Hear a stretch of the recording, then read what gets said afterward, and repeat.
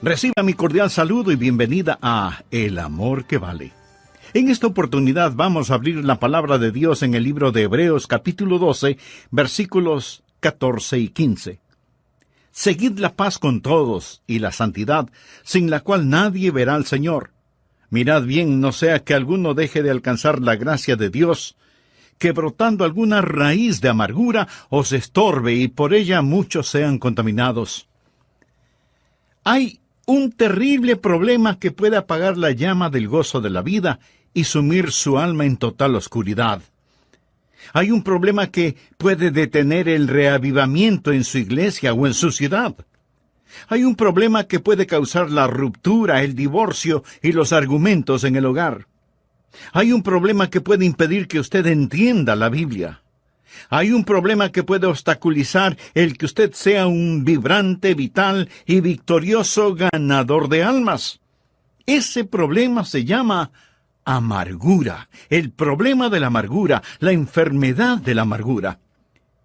En un momento voy a explicar lo que es la amargura, pero creo que la mayoría de nosotros ya sabemos lo que es. Porque hemos estado junto a personas amargadas, o a lo mejor nosotros mismos somos personas llenas de amargura. Muchas veces una persona que es hostil, una persona que es cáustica, criticona, llena de resentimientos y que en todo se encuentra una falta, una persona llena de enojos es por lo general una persona amargada. Pero muchas veces la amargura no se muestra de esa manera.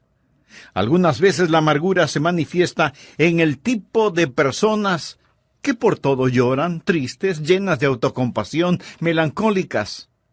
A menudo, cuando usted descorre el velo de estas personas, descubrirá que solo son en realidad personas amargadas. Pero también la amargura se mostrará en personas aparentemente tranquilas o sin ningún interés en particular. No participativas, pero interiormente no son más que activos volcanes de amargura. Ese es un problema terrible, doloroso, infernal, la enfermedad de la amargura. Y la Biblia nos previene contra esa plaga. Deseo que entienda que el libro de Hebreos fue escrito para creyentes. Así que debemos tener la certeza que nosotros no somos inmunes al problema de la amargura. Hay muchos santos amargados, hay muchos creyentes cáusticos, hay muchos hermanos llenos de amargura. Por lo tanto, ponga atención al hablar de la enfermedad de la amargura. Leyendo el texto, lo primero que deseo que vea es lo que llamaré la raíz de la amargura. Leamos Hebreos 12:15. Mirad bien, no sea que alguno deje de alcanzar la gracia de Dios, que brotando alguna raíz de amargura os estorbe, y por ella muchos sean contaminados. ¿Cuál es la raíz de la amargura y cómo crece en nuestro corazón y se anida en nuestra vida? Bien, una persona amargada es alguien que ha sido herida. Algo le ha sucedido, la vida no ha sido lo que esperaba, alguien le ha hecho daño y siente amargura contra la sociedad o contra la iglesia, o contra alguna persona en particular, y aún contra Dios. Puede haber amargura entre esposos. La Biblia dice en Colosenses 3:19, maridos, amad a vuestras mujeres, y no seáis ásperos con ellas. La aspereza puede ser el resultado de la amargura, y la palabra de Dios exhorta a los maridos a amar a sus esposas y no tener amargura contra ellas. ¿Qué es amargura? Bien, digamos que una persona ha sido ofendida. Esa ofensa se transforma en enojo y hostilidad. Ahora, la ofensa bien pudo haber sido intencional, pero también pudo haber sido sin ninguna intención. Alguien ofende a otra persona y no tiene ni siquiera la menor idea de que la ha ofendido. O la ofensa puede ser imaginaria. Nadie le hizo daño, pero usted cree que le han ofendido, que alguien se aprovechó de usted, que alguien abusó de usted. Todos hemos sido ofendidos. No hay ni una sola persona que no haya sufrido algún tipo de ofensa. Y cuando somos ofendidos, nuestra inclinación natural es a reaccionar con enojo, con ira. ¿No es cierto? Reaccionamos con resentimiento, con un deseo de desquitarnos y de herir de alguna manera a quien nos haya ofendido. Pero si somos creyentes, reconocemos que ese deseo es incorrecto y que proviene de nuestra vieja naturaleza, y lo enfrentamos, lo confesamos, lo derrotamos, y de alguna manera no se convierte en raíz de amargura. Pero una persona amargada es diferente. Cuando una persona amargada es ofendida, no enfrenta su amargura, sino que la guarda en su corazón y comienza a pensar en la ofensa, comienza a rumiarla una y otra vez. Y para justificar los sentimientos que guarda en su corazón, trata de encontrar otros problemas para razonar sus sentimientos de amargura. Y se vuelve una persona muy negativa. Si alguien le ofende, comienza a observar a esa persona para ver qué faltas o errores le encuentra. Y los encontrará, porque todos nosotros tenemos fallas y errores. De hecho, usted siempre encontrará aquello que está buscando. Si usted está escuchando este mensaje buscando alguna falta, la encontrará. Si va a una iglesia evangélica buscando qué criticar, le aseguro que lo encontrará. Pero si usted escucha este programa o va a la iglesia buscando una bendición, le aseguro que usted encontrará esa bendición, porque por lo general siempre encontraremos aquello que buscamos. Una persona amargada, una persona que ha sido ofendida, empezará a buscar cosas negativas y las encontrará. Y mientras más encuentra, más se confirma en su amargura. Déjeme decirle algo más acerca de una persona amargada, de un creyente cáustico, de un santo desabrido. Ellos tienen la habilidad de que otras personas demuestren su amargura. Muchos de ellos son muy listos. Una persona amargada, debido a que está metida en esta clase de cosas, sabe dónde están sus botones emocionales y sabe cómo y cuándo pulsar ese botón a fin de que usted responda como ella quiere. Una persona amargada quiere en realidad provocarle y ver si logra que usted reaccione con hostilidad, y cuando lo logra, eso solo confirma la amargura que ya tiene en su corazón. Solo la empuja más profundamente en su subconsciente, dándoles el derecho de justificar su amargura. Ahora deseo dejar muy claro algo. Muy pocas personas admitirán que son amargadas. Este es un pecado subterráneo, solapado. La Biblia lo llama la raíz de la amargura. Y la raíz es algo que no se ve, algo que está cubierto bajo tierra. Pocos lo admitirán. La mayoría lo negará, disfrazará o lo pasará por alto. Pero será muy raro que usted encuentre a una persona que diga, lo admito, soy una persona amargada. Muy de vez en cuando usted podrá encontrar una persona tan honesta en ese aspecto, lo cual será la excepción de la regla, porque se requiere de extremado valor y honestidad el admitir que se es una persona amargada. Me gusta mucho lo que escribió Anna Russell. Ella dijo, fui donde mi psiquiatra para ser psicoanalizada, para saber por qué maté a mi gato, y le puse el ojo negro a mi cónyuge. El psiquiatra me puso en el sofá para saber qué podía descubrir, y esto es lo que él sacó de mi mente subconsciente. Cuando yo tenía 1 año de edad, mi mamá escondió mi muñeca en un baúl, y esa es la razón por la cual siempre estoy bebiendo. Cuando tenía 2 años, vi un día a mi papá besar a nuestra empleada, lo cual explica por qué sufro de cleptomanía. Cuando tenía 3 años, sufrí ambivalencias con mis hermanos, así que solo fue natural que haya envenenado a mis enamorados. Por lo tanto, estoy muy feliz de saber que todo lo que he hecho de malo es la culpa de alguna otra persona. Ay. Pero así es como se siente una persona amargada, completamente justificada en su amargura. Por eso es una persona negativa, buscando errores en otros que reconfirmen sus sentimientos de hostilidad que guarda en su corazón y en su vida. Y así la raíz de la amargura crece en el terreno de una ofensa que no ha sido enfrentada honesta y valientemente. Además, deseo que note no solo la raíz de la amargura, sino también el fruto de la amargura.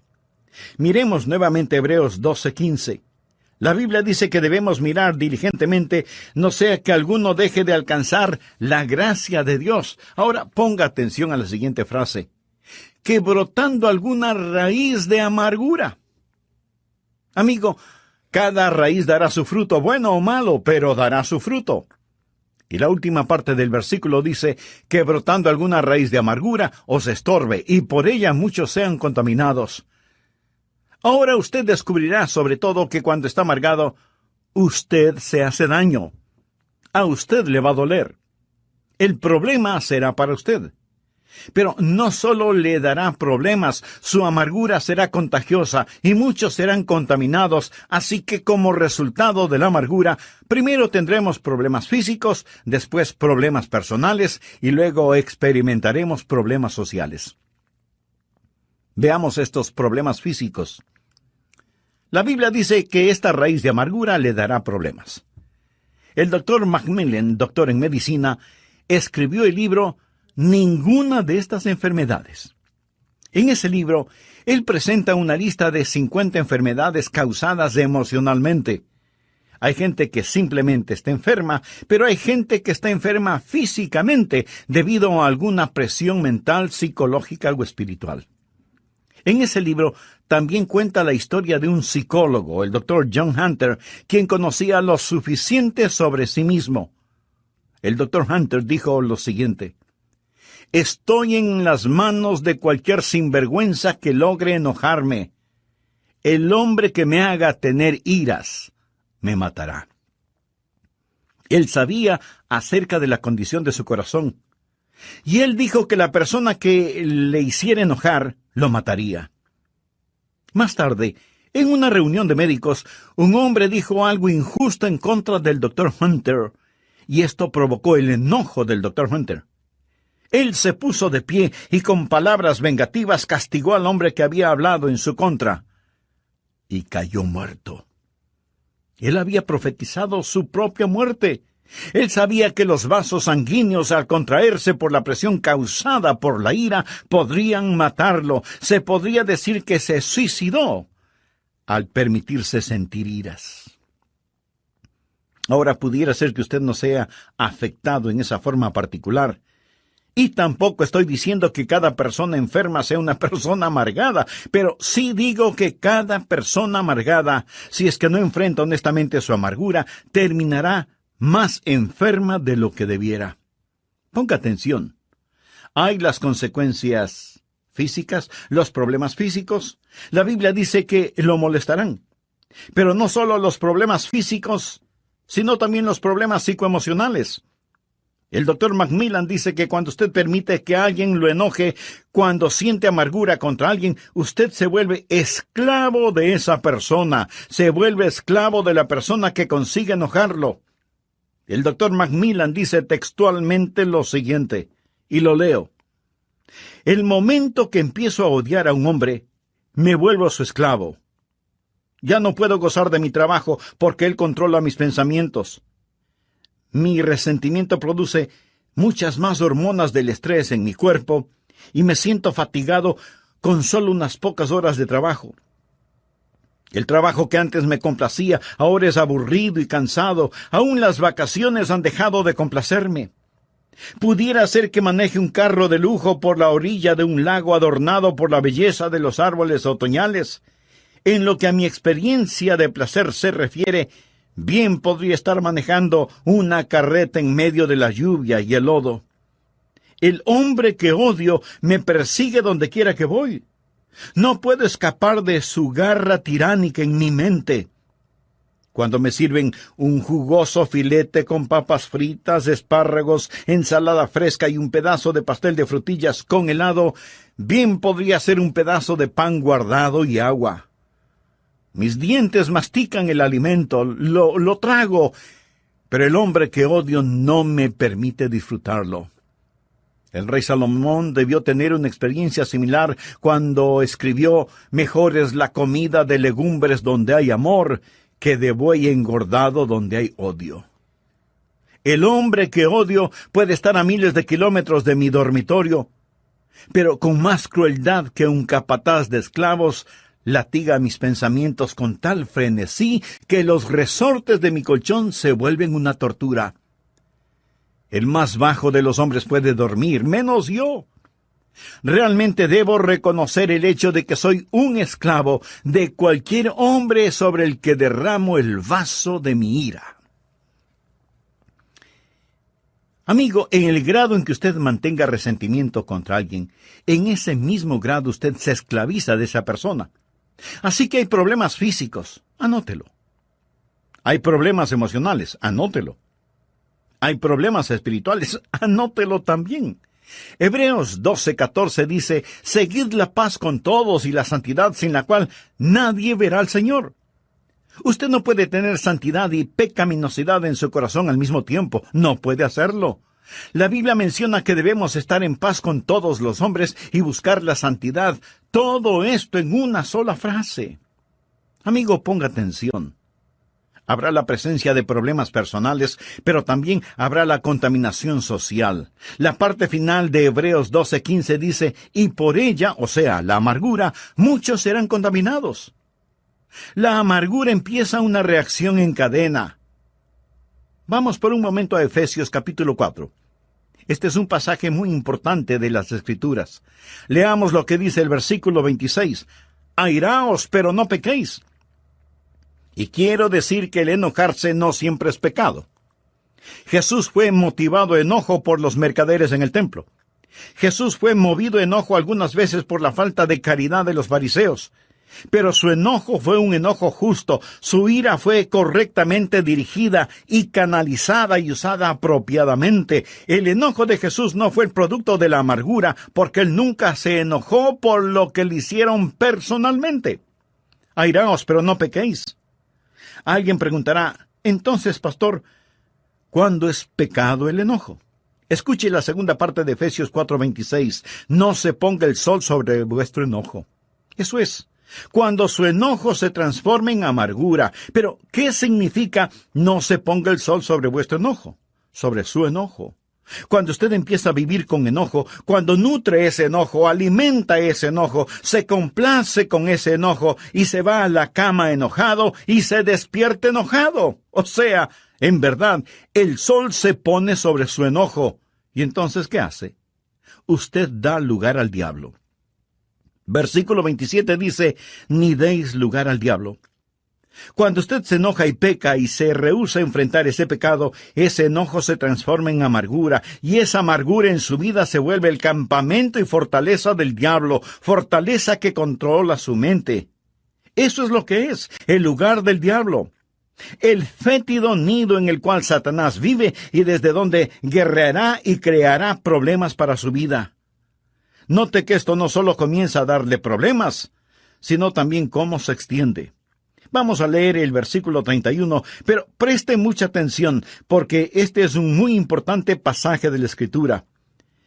Quítense de vosotros toda amargura, enojo, ira, gritería y maledicencia y toda malicia. Quiero que note cómo la amargura se extiende, cómo afecta a otros cuando usted permite que lo domine y empiece a causarle problemas. Amargura. Usted se siente herido, dolorido, enojado contra Dios, sus vecinos, su cónyuge, sus familiares. Está enojado y no enfrenta su enojo y permite que el sol se ponga sobre su enojo. Y ese enojo se transforma en amargura y esa amargura se transforma en ira. En Efesios 4:31 se menciona primero amargura, luego enojo y después ira. La palabra griega que se traduce como ira conlleva la idea de calor, de algo que se está quemando. Es como tener un tarro con trapos llenos de aceite, prenderle fuego, poner ese tarro en un cuarto y cerrar la puerta. Así es la ira, un lento pero intenso fuego interno. Amargura que se transforma en enojo, enojo que se transforma en ira, y la ira tiene su resultado. ¿Alguna vez lo ha sentido? Si usted es una persona normal, lo habrá sentido. Una manifestación externa es explosiva. Sale a la superficie, esos trapos humeantes se vuelven llamas y usted experimenta un ataque de rabia. Y si alguien le dice algo, usted simplemente explota y esa hostilidad externa está fuera de toda proporción comparada con la cosa que la causó. En el próximo programa terminaré este mensaje sobre la enfermedad de la amargura. Amigo, no quisiera terminar sin preguntarle, ¿se identifica con lo que he compartido con usted hasta este momento? Sabe que tiene una raíz de amargura en su corazón, pero en realidad quisiera no tenerla. En el prólogo del programa anterior leímos 2 porciones bíblicas. La primera fue Hebreos capítulo 12, versículos 14 y 15. Seguid la paz con todos y la santidad, sin la cual nadie verá al Señor. Mirad bien, no sea que alguno deje de alcanzar la gracia de Dios, que brotando alguna raíz de amargura os estorbe, y por ella muchos serán contaminados. Y la segunda porción fue en Efesios capítulo 4, versos 31 y 32. Quítense de vosotros toda amargura, enojo, ira, gritería y maledicencia, y toda malicia. Antes sed benignos unos con otros, misericordiosos, perdonándoos unos a otros, como Dios también os perdonó a vosotros en Cristo. Lo primero que vimos tuvo que ver con la raíz de la amargura, como la identifica el libro de Hebreos. Pastor, ¿cuál es la raíz de la amargura? ¿Cómo crece en nuestro corazón? ¿Cómo es que toma posesión de nuestra vida?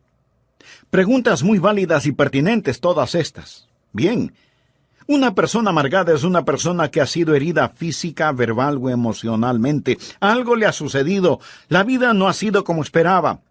Alguien le ha hecho daño de alguna manera y siente amargura contra la sociedad, o contra alguna persona en particular, o contra la iglesia, y aún contra Dios. Puede haber amargura entre esposos. La Biblia dice en Colosenses 3:19, maridos, amad a vuestras mujeres y no seáis ásperos con ellas. Mi amigo, la aspereza puede ser el resultado de la amargura, y la palabra de Dios exhorta a los maridos a amar a sus esposas y no tener amargura contra ellas. ¿Pero qué es la amargura? Digamos que una persona ha sido ofendida. Esa ofensa se transforma en enojo y hostilidad. La ofensa pudo haber sido intencional, pero también pudo haber sido sin ninguna mala intención. Alguien ofende a otra persona y no tiene ni la más mínima idea de que la ha ofendido. O la ofensa puede ser imaginaria, nadie le hizo daño, pero usted está convencido de que le han ofendido, que se burlaron de usted, que se aprovecharon de usted, y la amargura comienza a echar sus raíces en su corazón. ¿Quieres saber algo muy significativo? Todos hemos sido ofendidos en mayor o menor grado alguna vez en nuestra vida, y eso seguirá sucediendo. No hay ni una sola persona en el mundo que no haya sufrido algún tipo de ofensa, y esto sucede en todas las razas y en todos los niveles. Y cuando somos ofendidos, nuestra inclinación natural es a reaccionar con enojo, con ira. ¿No es verdad? Reaccionamos con resentimiento, con deseos de desquitarnos y de herir de alguna manera a quien nos haya ofendido. Pero si somos creyentes, reconocemos que ese deseo es incorrecto y que proviene de nuestra vieja naturaleza, y lo enfrentamos, lo confesamos, lo derrotamos, y así no se convierte en raíz de amargura. Pero una persona amargada es diferente. Cuando una persona amargada es ofendida, no enfrenta su amargura, sino que la guarda en su corazón. Y comienza a pensar y pensar en la ofensa, y para justificar los sentimientos que guarda en su corazón, trata de encontrar otros problemas para justificar sus sentimientos de amargura, y comienza a observar a la persona que le ofendió para ver qué faltas o errores le encuentra. Y le aseguro que los encontrará, porque todos nosotros tenemos fallas y errores. De hecho, usted siempre encontrará aquello que está buscando. Si usted está escuchando este mensaje buscando alguna falta, la encontrará. Si va a una iglesia evangélica buscando qué criticar, le aseguro que lo encontrará. Pero si usted escucha este programa o va a la iglesia buscando una bendición, le aseguro que usted encontrará esa bendición, porque por lo general siempre encontramos aquello que buscamos, ya sea bueno o ya sea malo. Note que la palabra de Dios no solo habla de la raíz de la amargura, sino también de el fruto de la amargura. Hebreos 12:5 dice que debemos mirar diligentemente, no sea que alguno deje de alcanzar la gracia de Dios. Ahora ponga atención a la siguiente frase: que brotando alguna raíz de amargura os estorbe, y por ella muchos sean contaminados. Usted descubrirá, sobre todo, que cuando está amargado, usted se hace daño. A usted le va a doler. El problema será para usted. Pero no solo le dará problemas, su amargura será contagiosa y muchos serán contaminados. Así que, como resultado de la amargura, primero tendremos problemas físicos, después tendremos problemas emocionales y luego problemas personales y aún problemas sociales. En el grado en que usted mantenga resentimiento contra alguien, en ese mismo grado usted se esclaviza de esa persona, porque en su enojo usted estará más pendiente de lo que suceda en la vida del que le ofendió que en su propia vida. Hebreos 12:14 dice: seguid la paz con todos y la santidad, sin la cual nadie verá al Señor. Usted no puede tener santidad y pecaminosidad al mismo tiempo, no puede hacerlo. La Biblia menciona que debemos estar en paz con todos los hombres y buscar la santidad, todo esto en una sola frase. Efesios 4:26 dice: airaos, pero no pequéis, no se ponga el sol sobre vuestro enojo. ¿Qué significa eso? Habla sobre el enojo. Cuando usted empieza a vivir con enojo, cuando nutre ese enojo, alimenta ese enojo, se complace con ese enojo, se va a la cama enojado y se despierta enojado. O sea que en verdad el sol se pone sobre su enojo. ¿Y entonces qué sucede? Efesios 4:27 tiene la respuesta: ni deis lugar al diablo. Cuando usted se enoja y peca y se rehúsa a enfrentar ese pecado, ese enojo se transforma en amargura, y esa amargura en su vida se vuelve el campamento y fortaleza del diablo, fortaleza que controla su mente. Eso es lo que es el lugar del diablo. El fétido nido en el cual Satanás vive y desde donde guerreará y creará problemas en su vida. Esto no solo comienza a darle problemas a usted, sino que también se extiende como una contaminante mancha de aceite. Quiero que note cómo la amargura se extiende, cómo afecta a otros cuando usted permite que lo domine y empiece a causarle problemas. Enojado contra Dios, su cónyuge, sus familiares, sus vecinos, no enfrenta su enojo y permite que el sol se ponga sobre su enojo. Enojo que se transforma en amargura, amargura que se transforma en ira. En Efesios 4:31 encontramos las palabras amargura, enojo, ira, gritería, maledicencia y malicia. Ya hemos visto el significado de amargura, enojo e ira. La palabra griega que se traduce como ira conlleva la idea de calor, de una temperatura intensa e interna. Cuando usted se enoja, comienza a quemarse muy lentamente en su interior. La ira es un lento pero intenso fuego interno. ¿Alguna vez lo ha sentido? Si usted es una persona normal, lo habrá sentido. Amargura que se transforma en enojo, enojo que se transforma en ira, ira que tiene una manifestación externa, explosiva, y esa hostilidad externa estará fuera de toda proporción comparada con la cosa que la causó. Luego tenemos gritería. Eso es cuando usted desata su lengua. Y gritería significa cuando nuestra ira no solo es física, sino también vocal. Usted entra en una competencia verbal. Comienza una guerra de palabras con dureza, con rencor. Deja que el argumento llegue a su punto de ebullición para dar el siguiente paso. Y este es terrible porque es la maledicencia. Ya no solo es la gritería o los argumentos, sino también los insultos. Usted quiere vilipendiar, difamar a la otra persona. Dice cosas que sabe no son verdad acerca de la otra persona y pronuncia palabras que después desearía no haberlas dicho. Te odio. Me arrepiento de haberme casado contigo. Ojalá te mueras. Vete al infierno. La maledicencia de nuestras lenguas descontroladas. Le damos lugar al diablo. Nos amargamos. Nuestra amargura se torna en enojo y el enojo se transforma en ira. De la ira pasamos a la gritería y de la gritería a la maledicencia. Y luego esa maledicencia se torna en algo peor. Malicia.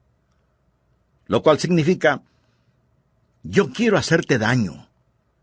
yo quiero hacerte mal, yo quiero herirte. Y nos llenamos de malicia. Por eso es que la Biblia en Hebreos 12:15 nos dice: mirad bien, no sea que alguno deje de alcanzar la gracia de Dios, porque brotando alguna raíz de amargura os estorbe, y por ella muchos sean contaminados. Raíz de amargura en lo físico, lo emocional, lo espiritual. Pero no solo será su problema personal, sino que muchos serán contaminados. Esto es un cáncer en el hogar, en la iglesia, en la sociedad, en los negocios. Muchos son contaminados por esta raíz de amargura. Finalmente, deseo que vea no solo la raíz de la amargura, no solo el fruto de la amargura, sino también la búsqueda de la amargura. Volvamos a Hebreos 12:15 y verá por qué dije la búsqueda de la amargura. Dice la Biblia que debemos estar mirando diligentemente, no sea que alguno deje de alcanzar la gloria de Dios, porque brotando alguna raíz de amargura os estorbe. La raíz está debajo de la tierra. Usted tiene que buscarla, tiene que seguirle el rastro. Y mientras yo estoy dando este mensaje, algunos de ustedes estarán pensando: ojalá que toda esa gente amargada esté escuchando al pastor. Usted no necesita este mensaje, ¿verdad? Déjeme decirle algo. Pudiera ser que el Espíritu Santo de Dios quiera hacer una cirugía radical en usted este día, y llegar a lo profundo y revelarle algo acerca de usted que a lo mejor ni usted mismo lo sabía. Tal vez regresar a su niñez, a la raíz de su amargura. Usted necesita buscar la raíz de su amargura por 3 razones. Primero, necesita buscarla para reconocerla. Cuando la reconoce, cuando ha hecho un diagnóstico apropiado de la misma, ha hecho algo realmente bueno.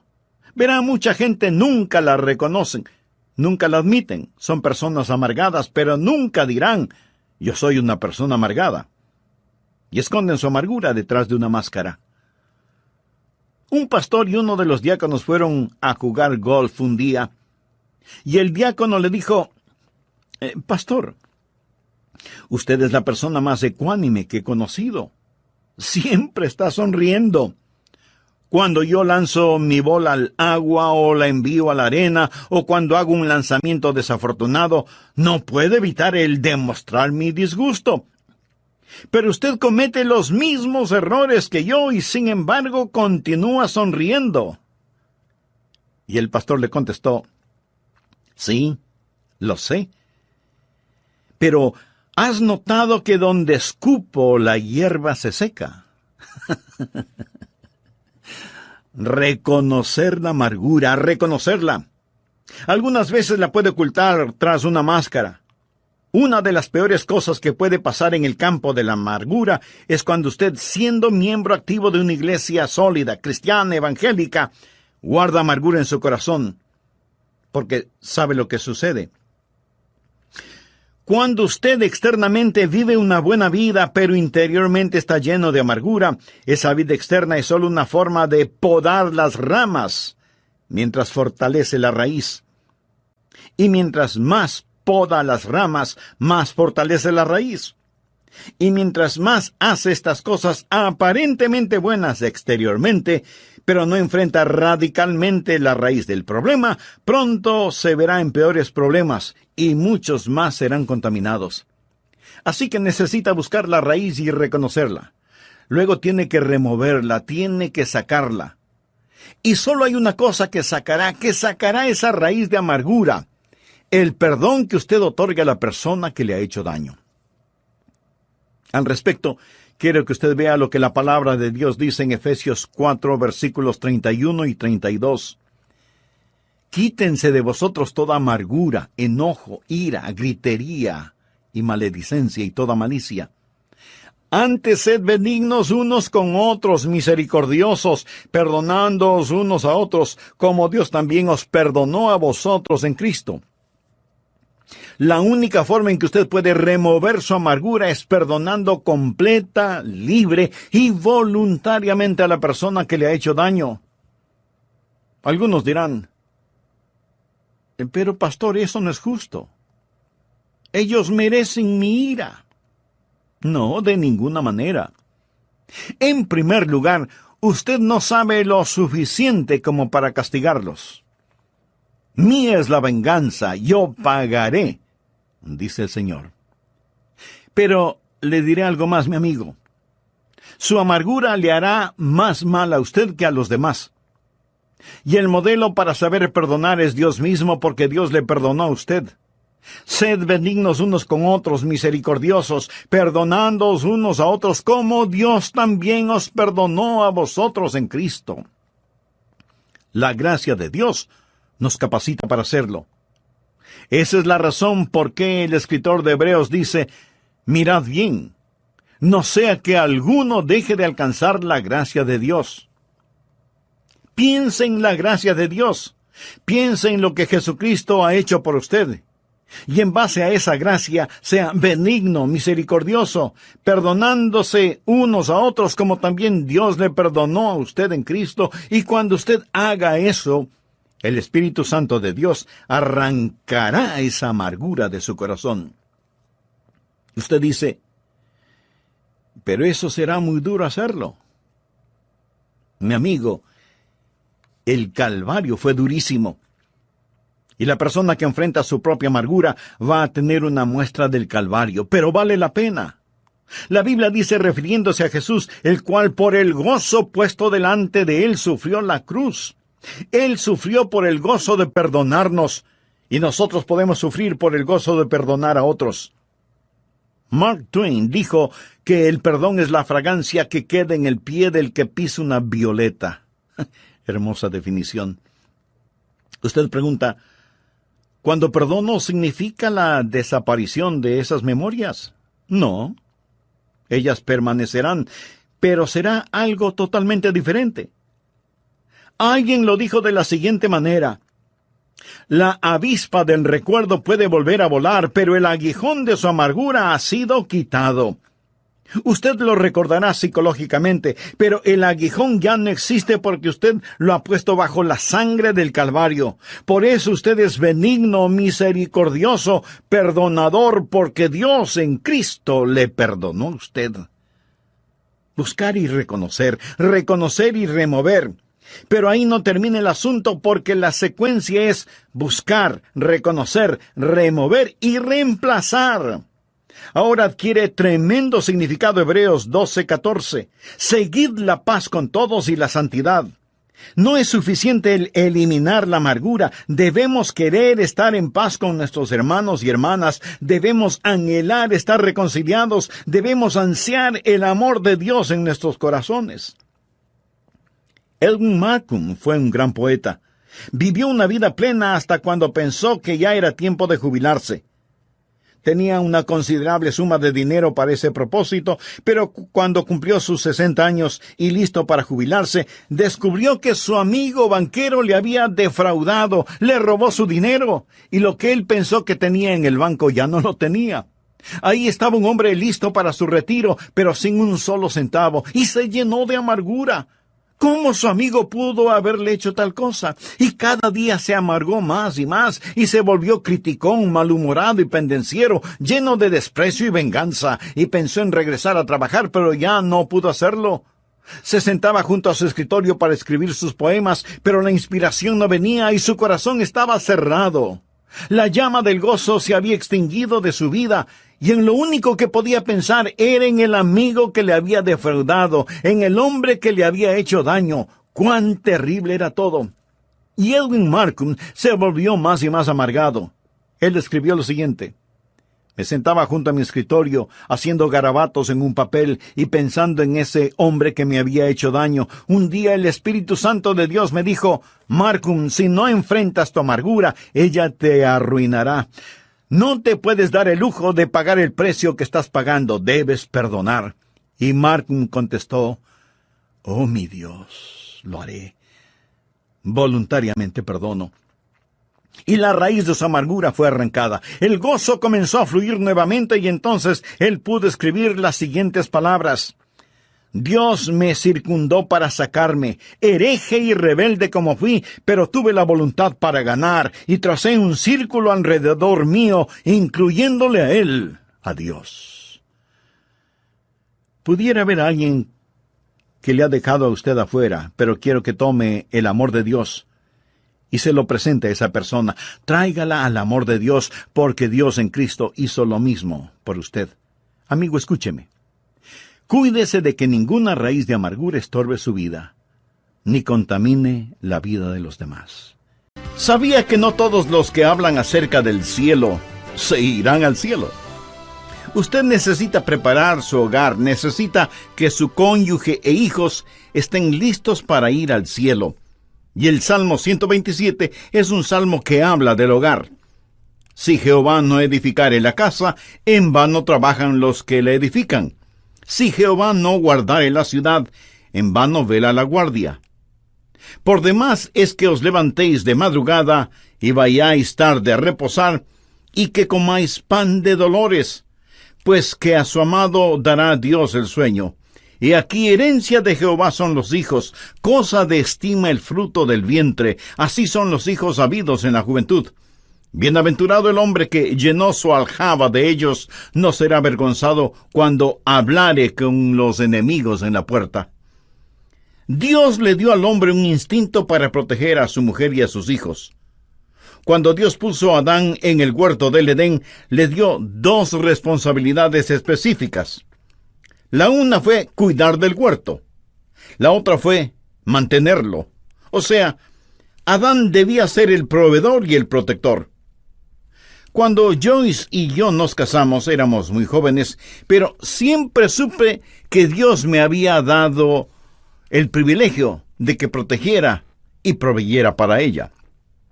Nunca permitiría que nadie le ponga las manos encima.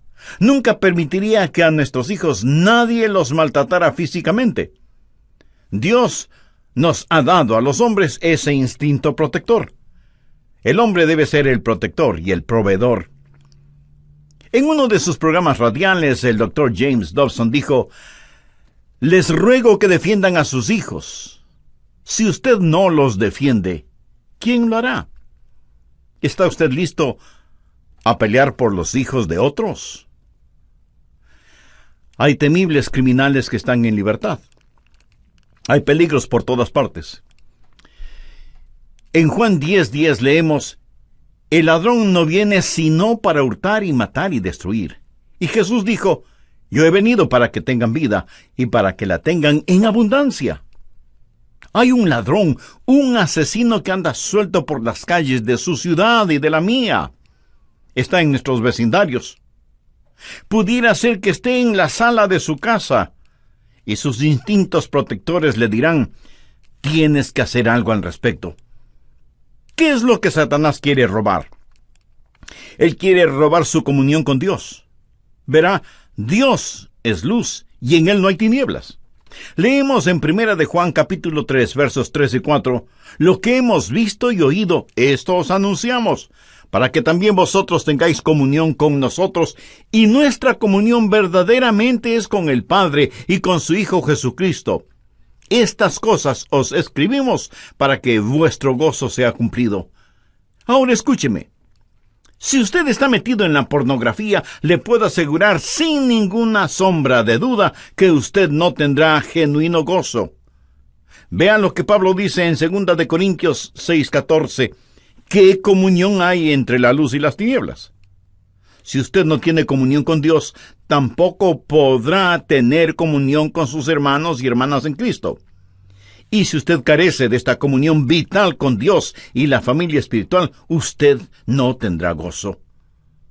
La Biblia dice que Satanás es un ladrón que quiere robarle su comunión con Dios. La pornografía tiene un gran atractivo para la juventud. Pero debemos enseñar a esos jóvenes, a nuestros hijos, que el más grande de los tesoros es la comunión con Dios. ¿Por qué debemos sacrificar nuestra comunión con Dios? No puedo caminar en tinieblas y tener comunión con Dios, quien es la luz. Y la pornografía roba nuestra comunión con Dios. Ese es un tesoro que Satanás trata de robarnos. Pero no solo nos roba la comunión, sino que en segundo lugar, la pornografía mata al amor. Ese es el segundo tesoro, comunión con Dios y amor.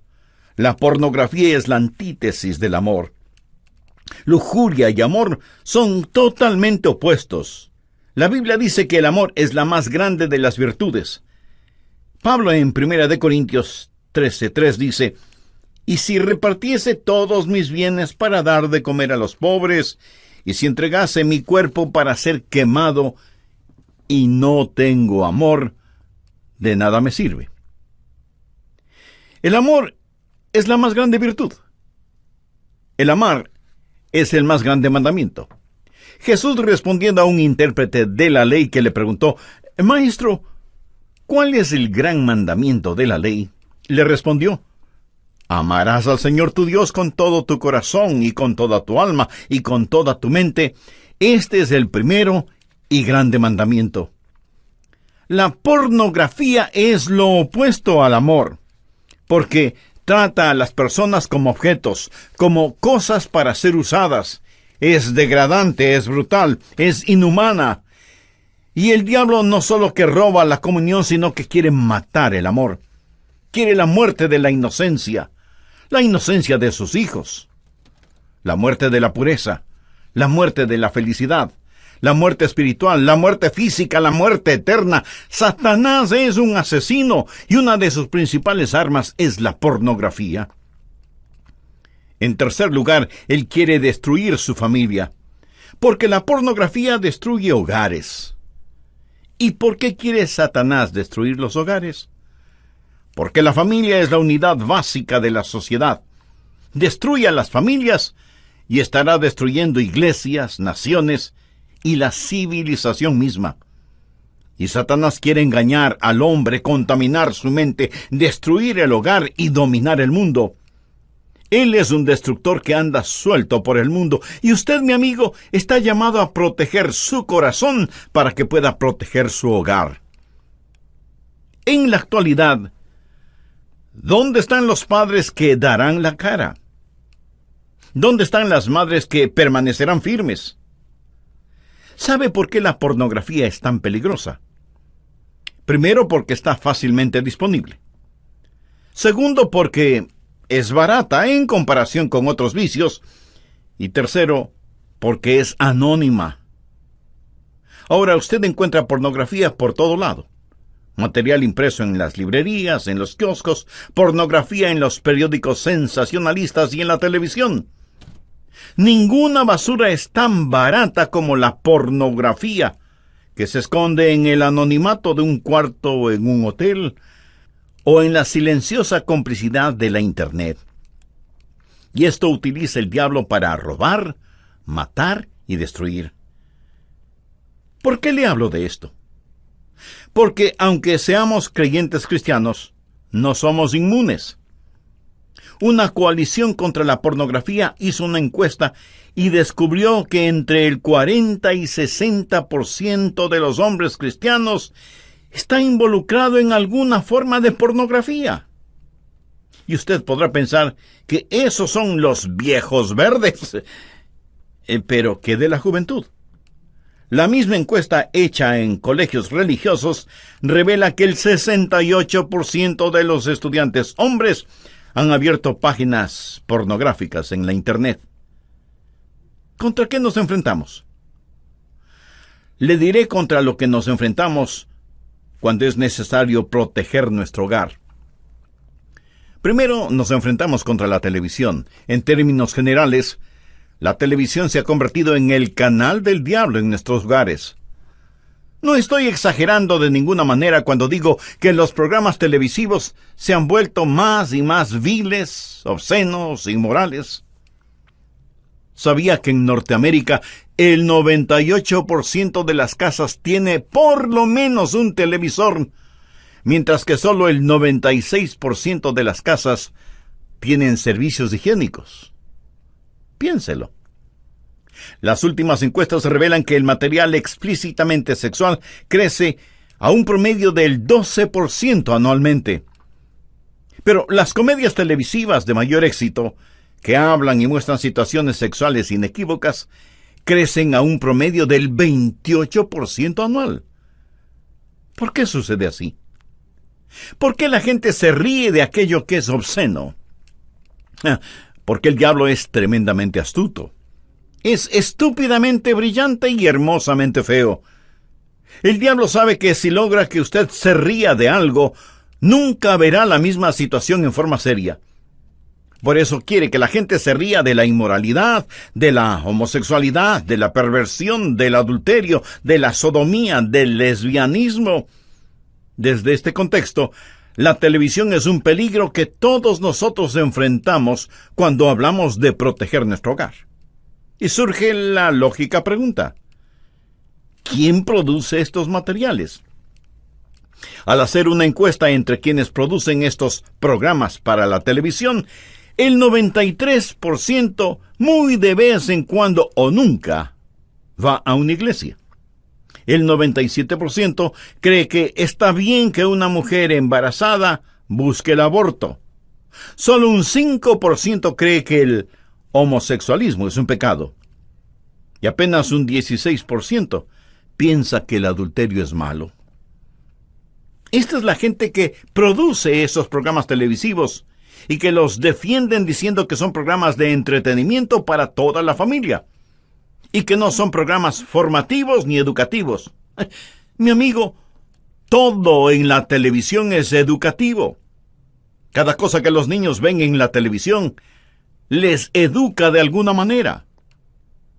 Claro que no es la clase de educación que usted escogería o quisiera para sus hijos. Alguien muy sabiamente dijo: la televisión es un invento que nos permite ser entretenidos en nuestra sala por personas a las que nunca nos atreveríamos a invitar a nuestra casa. Enfrentamos, pues, el peligro de la televisión. Segundo, enfrentamos los cines y los vídeos. Hay películas catalogadas con la letra R, o sea, restringidas. Hasta finales de los años 80, producían un 5% de películas tipo R. En la actualidad, la producción es del 65%. Se da cuenta del torrente de basura que se ve en las pantallas de los cines. ¿Y por qué producen películas R? Bueno, de acuerdo a los productores, las películas R atraen a la juventud. Los jóvenes nada quieren saber de películas marcadas PG, o sea, para el público en general, o PG-13, o sea, no apta para menores de 13 años. Ellos dicen que si miran ese tipo de películas es una señal de que son inmaduros. Pero mucho peor que las películas son los vídeos. Es una industria de billones de dólares. En los últimos 5 años, el alquiler de vídeos explícitamente sexuales y la venta o alquiler de material obsceno ha aumentado en un 100%. Entonces, ¿contra qué nos enfrentamos? Contra la Internet. Jóvenes y adultos se están volviendo carne de cañón en la supercarretera de la información. La Internet es el canal distribuidor de pornografía ilegal de más rápido crecimiento. Y llega a las computadoras aunque nadie lo haya solicitado. Y sus imágenes explícitas y sus mensajes están adaptados para niños y niñas, con advertencias como: no dejes que tus padres vean o sepan que estás mirando esto. Se puede imaginar toda la corrupción que llega por medio de la Internet. Amigo, no podemos ignorar este ataque contra nuestros hijos, nuestros hogares, contra nosotros mismos. Recuerde que el diablo quiere robar, matar y destruir, y una de sus efectivas armas es la pornografía, porque es totalmente adictiva. Y cuando sus consumidores se cansan de la pornografía ordinaria, no es que la abandonan, sino que buscan cosas más perversas, algo más brutal, algo más maléfico. Estas son cosas reales y están sucediendo en nuestro mundo actual. Pero quiero decirle que hay una manera de librarse de esto.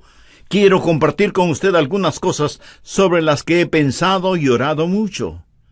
Si usted es padre, debe proteger su corazón y debe proteger su hogar. Leamos nuevamente el Salmo 127, los versos 1 y 2. Si Jehová no edificare la casa, en vano trabajan los que la edifican. Si Jehová no guardare la ciudad, en vano vela la guardia. Por demás es que os levantéis de madrugada y vayáis tarde a reposar, y que comáis pan de dolores, pues que a su amado dará Dios el sueño. Dios protegerá su hogar, si es que usted está de acuerdo con él. Usted no tiene que rendirse ni piense que debido a las estadísticas no hay ninguna esperanza. En Romanos 12:21 leemos: no seas vencido de lo malo, sino vence con el bien el mal. Y en 1 de Juan 4:4, hijitos, vosotros sois de Dios, y los habéis vencido, porque mayor es el que está en vosotros que el que está en el mundo. ¿Lo ve? Usted no tiene que rendirse. Déjeme darle algunas estrategias profundas e intensamente espirituales y muy prácticas, para que pueda mantener su corazón limpio en un mundo sucio, y usted pueda proteger a sus hijos, proteger su hogar. Primero, guíe a sus hijos a conocer a Cristo como Salvador. Este es el punto de partida. Sin eso, yo no sé qué se puede hacer. Pero cuando usted guía a sus hijos a que conozcan a Jesucristo como Salvador, no solo que libra sus almas del infierno, sino que se asegura de que ellos tengan 3 grandes valores en sus vidas: comunión con Dios, que puedan amar genuinamente a Dios y que tengan un hogar feliz. Si Jehová no edificare la casa, en vano trabajan los que la edifican. Así que guíelos para que conozcan a Jesucristo como Salvador personal. ¿Son sus hijos salvos? ¿Tienen al Señor Jesucristo en sus vidas?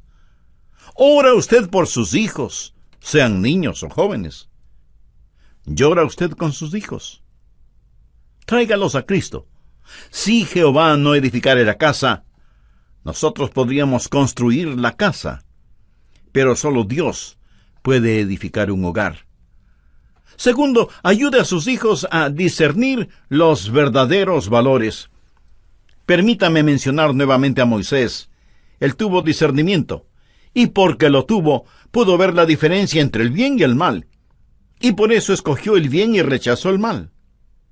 ¿Se acuerda de lo que dije sobre el perro y el hueso? Si usted simplemente trata de quitárselo, el perro podría morderle. Pero si usted le da un jugoso pedazo de carne, el perro dejará y se olvidará del hueso para darse un banquete con la carne. ¿Qué sucede en la mente del perro? Primero, el perro discierne. Y aunque usted no lo crea, probablemente mira y piensa: tengo en mi boca un hueso y allá hay un rico pedazo de carne.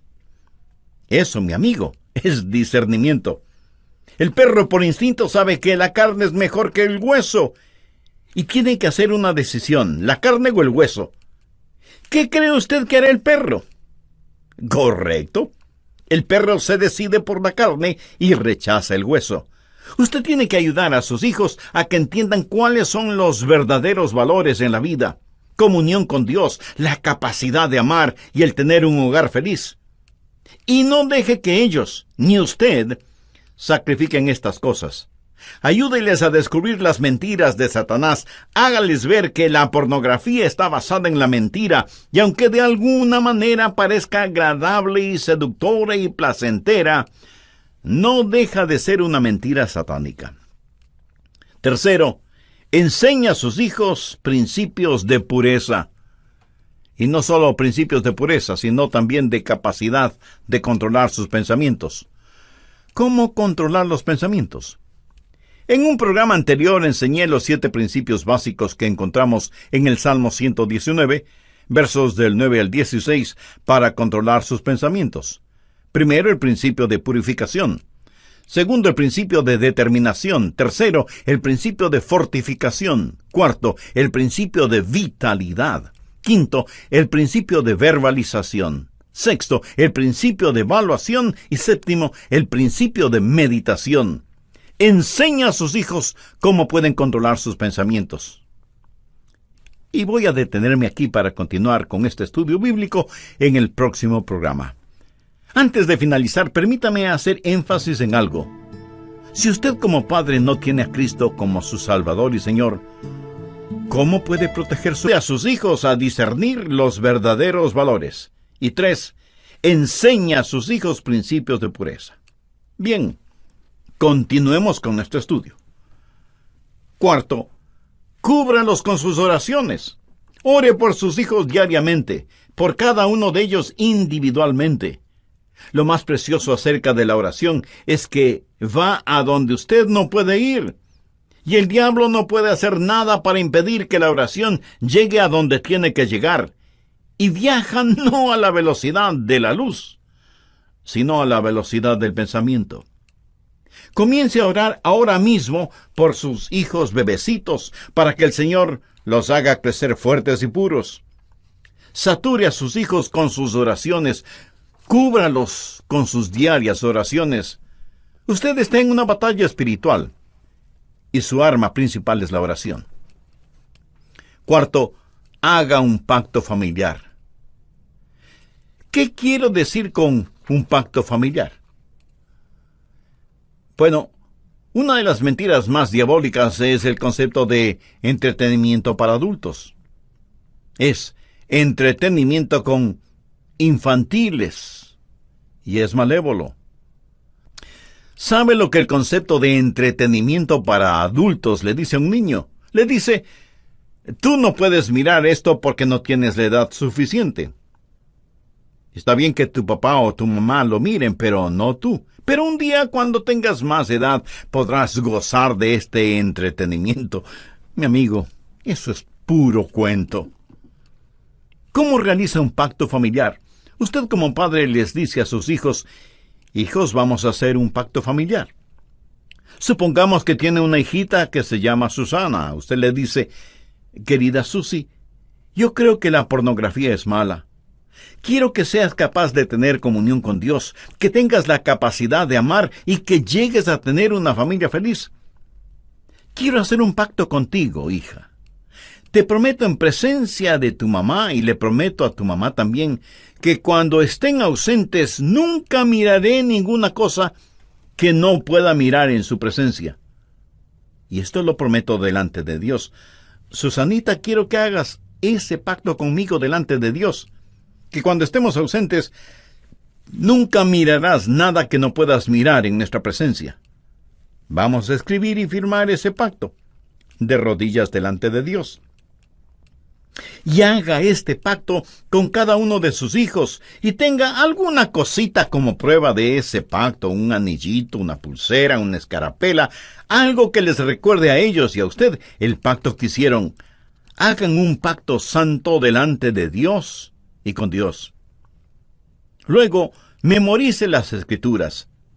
El Salmo 119:11 dice: en mi corazón he guardado tus dichos para no pecar contra ti. ¿Se da cuenta? Cuando usted llena su mente de cosas buenas, no habrá lugar para las cosas malas. Siendo yo un muchachito, tenía una pequeña cajita con versículos, y los memoricé.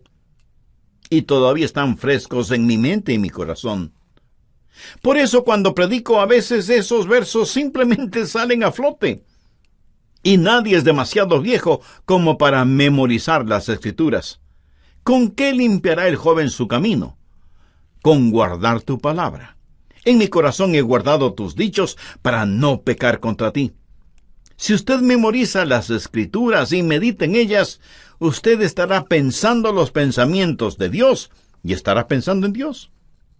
Y qué maravilloso proyecto es el de, como familia, memorizar las Escrituras. Y cuando sus hijos memoricen versículos, recompénseles. Y alguien me dirá: yo no les daré nada por memorizar versículos. ¿Por qué debo sobornarles? No, mi amigo, usted no los soborna. Usted los recompensa. Se soborna a alguien para que haga algo malo. Una recompensa es el reconocimiento de algo que se hizo bien. Y la Biblia enseña acerca de las recompensas. Si usted recompensa a sus hijos por memorizar las Escrituras, será una de las mejores inversiones que haga. Y usted mismo memorice las Escrituras. Y no me diga que no puede hacerlo. Y si me lo dice, es un mentiroso. Y si me dice, pastor, eso no fue muy amable que digamos, pues se lo repito, es un mentiroso. Si alguien le ofreciera $100 por cada versículo memorizado, le puedo asegurar que memorizaría la Biblia por completo, ¿verdad? ¿Se da cuenta? Todo es cuestión de motivación. En mi corazón he guardado tus dichos para no pecar contra ti. Desarrolle una atmósfera apropiada en su hogar. ¿Qué quiero decir con esto? Sencillamente tenga cuadros con versículos bíblicos, pinturas o esculturas de eventos bíblicos, la música apropiada. Tenga en un lugar visible los 10 mandamientos.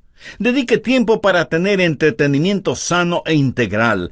Haga de su hogar el mejor lugar de todo el vecindario, el lugar en donde los amiguitos de sus hijos quieren estar. Que su hogar sea un lugar de saludable risa y donde sea evidente la práctica del amor. Y no se preocupe tanto por cuidar sus cosas y descuidar a sus hijos. Que su hogar sea un agradable, divertido y feliz hogar. Luego quite todas las tentaciones. Busque en Deuteronomio capítulo 22, verso 8. Cuando edifiques casa nueva, harás un pretil a tu terrado. ¿Sabe lo que es un pretil? Es sencillamente una pequeña pared, una especie de baranda, para que no eches culpa de sangre sobre tu casa si de él cayera alguno. En tiempos bíblicos, el techo de una casa era el patio, en donde secaban los alimentos y muchas veces comían ahí. Pedro estuvo en el techo de su casa orando cuando tuvo una visión. Fue el lugar en donde Rahab, la ramera, secaba el lino y en donde escondió a los espías. En nuestros días, el pretil vendría siendo la terraza que muchas casas y edificios tienen. ¿Por qué Dios dio esa orden? Pues para evitar que alguien se cayera. Porque si no había pretil y alguien se caía, la sangre de esa persona estaba en las manos del dueño de la casa.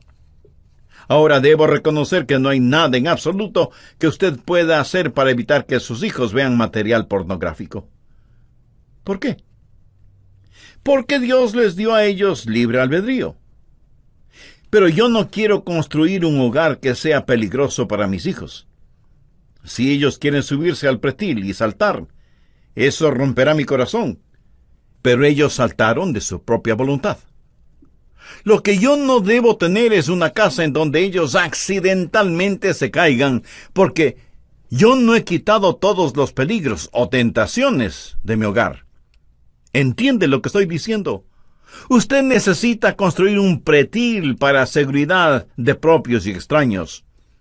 En relación con remover toda tentación, veamos lo que Pablo dice en Romanos 13:14. Sino vestíos del Señor Jesucristo, y no proveáis para los deseos de la carne. No hay que hacer ninguna provisión para la carne. ¿Cómo se logra esto? En primer lugar, limitando el uso del computador. Si no puede hacerlo, use un hacha. Eso fue en broma. Espero que lo entienda. En segundo lugar, ponga su computador en el lugar más visible de la casa y no permita que su hijo o hija tengan un computador en sus dormitorios. No lo permita. Y si ellos protestan, déjelos que protesten. Pero tenga el computador a la vista de todos y enseñe a sus hijos a nunca abrir correos electrónicos no solicitados o de personas que no conocen. Limite el tiempo de uso del computador y enseña a sus hijos a nunca llenar ningún formulario electrónico sin su consentimiento y su permiso. En tercer lugar, aprenda a domar a la televisión. Termine la suscripción de algunos canales y de aquellos que queden monitoree lo que presentan. No estoy diciendo que no tengan un televisor en casa, Pero si usted no enseña a sus hijos a discernir entre lo bueno y lo malo, ¿estarían usted y su esposa tranquilos si tiene que dejar a sus hijos solos en la casa, sin que nadie controle lo que vayan a mirar en la televisión? Piénselo.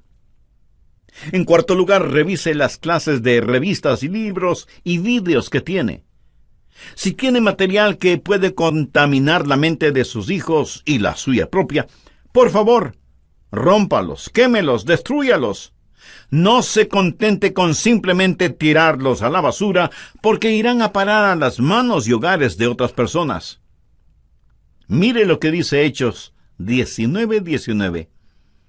Asimismo, muchos de los que habían practicado la magia trajeron los libros y los quemaron delante de todos, y hecha la cuenta de su precio, hallaron que eran 50,000 piezas de plata.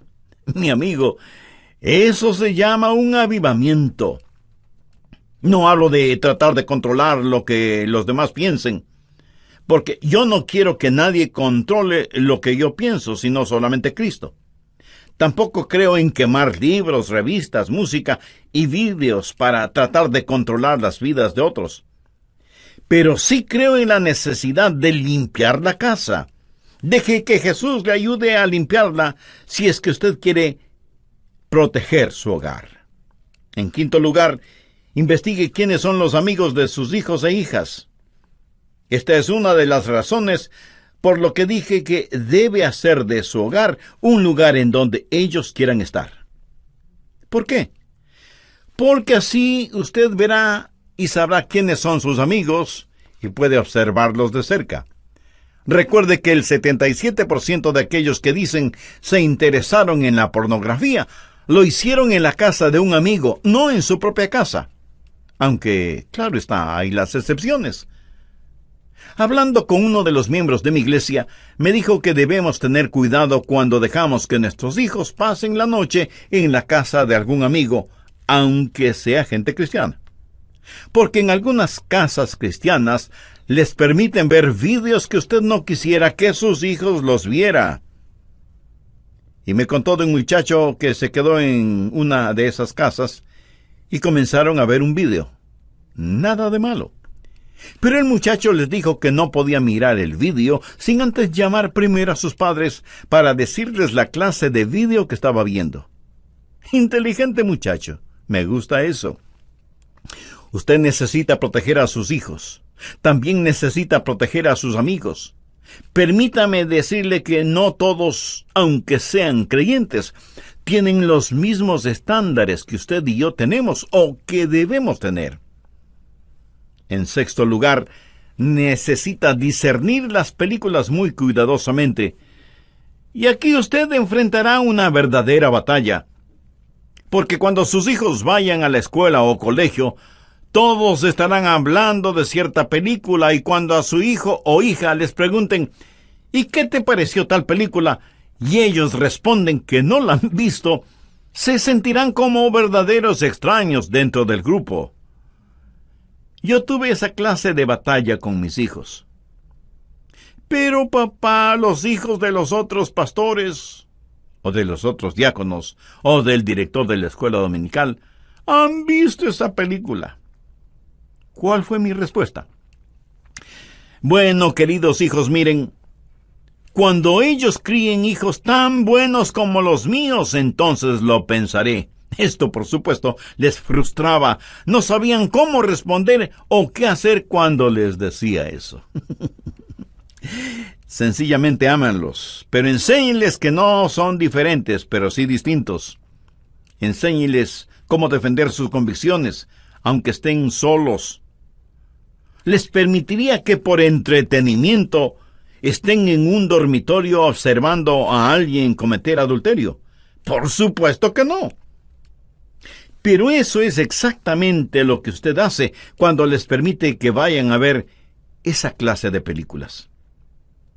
Enseña a sus hijas a vestir modestamente. Sin que importe que le llamen anticuado o anticuada, enseña a sus hijas a vestir modestamente. Hay jovencitas que salen a la calle con vestidos que yo no permitiría se los pongan ni siquiera dentro de casa. Y si ellas dicen que quieren ser atractivas, ¿qué es lo que tratan de atraer? Permítame decir algo a las jovencitas que escuchan este programa. Cuando ustedes tratan de lucir voluptuosas, sexuales y sensuales y todo lo demás, lo único que están luciendo es su necedad y vanidad. No hay nada más hermoso que una linda muchacha vestida con gracia y modestia. Lo contrario no es más que el trabajo del diablo. La Biblia dice que si un hombre mira a una mujer para codiciarla, comete adulterio en su corazón. Así que si usted, apreciada jovencita, se viste como para seducir, es cómplice de un crimen, créalo o no. Vista con modestia. La clase de hombre que será atraído hacia usted porque viste sexualmente es la clase de hombre que usted no lo querrá como esposo. Sabía que hay una increíble y real belleza en la modestia. Y a las madres les digo que es una verdadera batalla. Una jovencita entró en un almacén de ropa femenina y le dijo a la vendedora: mi mamá quiere comprarme aquí un vestido. El que ella escoja, ¿podría yo más tarde cambiarlo o devolverlo? Finalmente, aprenda a contraatacar. Romanos 12:21 dice: no seas vencido de lo malo, sino vence con el bien el mal. Reconozco que hay muchas cosas que usted no puede prevenir que sucedan, o que no puede evitar ver. Están en los centros comerciales, en el correo, en la televisión, en las revistas, en los periódicos. Y usted no puede estar con anteojeras, pero sí puede contraatacar. La diferencia entre la gente no es primordialmente qué es lo que piensan, sino cómo piensan sobre lo que están pensando. Vaya trabalenguas. Digamos que usted está caminando con su hijo y en una esquina de la calle hay un puesto de revistas y periódicos. Usted y su hijo se acercan para comprar un periódico y un hombre está mirando una revista pornográfica. ¿Qué hará usted? Utiliza esa circunstancia como herramienta de enseñanza y le dice a su hijo: hijo, mira a ese hombre. ¿Qué es lo que crees que está pensando ahora mismo? ¿Qué es lo que crees que Dios piensa de eso? ¿Puedes pensar en algún versículo que podría ayudarte en una situación similar? ¿Recuerdas que David le cortó la cabeza a Goliat con la espada de Goliat? Amigo, usted puede utilizar determinadas situaciones contra el diablo si tiene la sabiduría para hacerlo. Aprenda a contraatacar a su enemigo. Satanás ha sacado toda la artillería del infierno para atacar los hogares, especialmente los hogares cristianos. He estado en el ministerio de la predicación de la palabra por muchos años y he visto muchas cosas, pero nunca antes había visto lo que observo en la actualidad. Pero bajo el liderazgo del Señor Jesucristo vamos a mantener flameando la bandera del Evangelio. Y aunque veamos que los genuinos valores familiares se van perdiendo y las bombas del enemigo explotan a nuestro alrededor, en lo que tiene que ver conmigo personalmente como esposo, padre y abuelo, yo voy a pelear por mi familia. Voy a pelear por la iglesia. Quiero que mis hijos y nietos conozcan al Dios que yo conozco y quiero que ellos posean esos 3 valores: comunión con Dios, la capacidad de amar y un hogar cristiano feliz. No estoy hablando de realizar acciones políticas o de tratar de limpiar lo que se ve en la televisión y lo que Hollywood produce, que sería bueno hacerlo, es cierto, pero debemos ser realistas. Eso es mucho más grande de lo que nosotros somos. Pero una cosa sí podemos hacer. En vez de estar quejándonos de lo que no podemos hacer, ¿sabe lo que sí podemos hacer? Podemos proteger nuestro corazón y proteger nuestro hogar. Y eso lo podemos comenzar ahora mismo. Si usted nunca ha entregado su corazón al Señor Jesucristo y quiere ser salvo, La Biblia enseña que si usted lo recibe por fe, Él le salvará. Y ser salvo significa que todos sus pecados le serán perdonados. Significa que Cristo vive en su corazón para darle paz.